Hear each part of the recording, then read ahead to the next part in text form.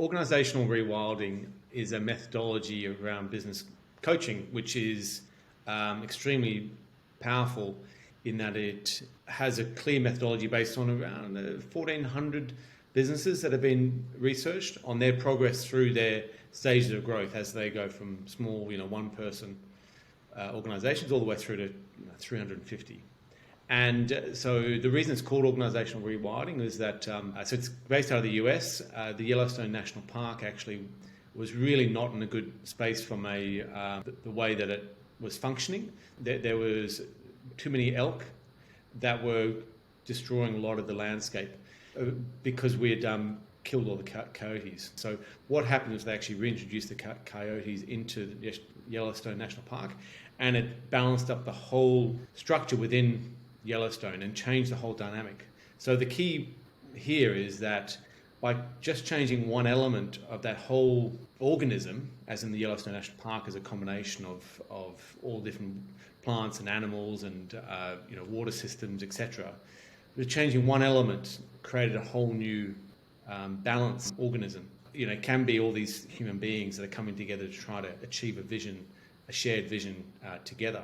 But there's often a key element or two or three maybe that aren't in balance. A bit like not having enough coyotes in Yellowstone.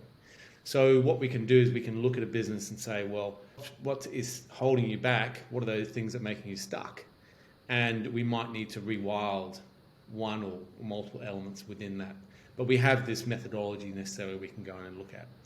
But that's just one key element of what I do. But it is a foundational element. And it's often where I start with clients to actually then say, well, where are you stuck? Maybe there are some elements that might not be quite balanced. Okay, well, let's then look at that. Is that what it is? And also there's some key challenges that almost every business, certain stage of growth as they move through, which is also part of the rewilding methodology, is that there's 7 stages of growth as you go from 0 to 10 employees all the way up to 350.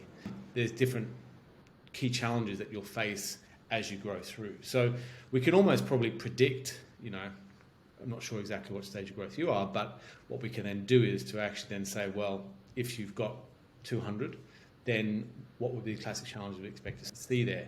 And then often then we know which elements that we can look at.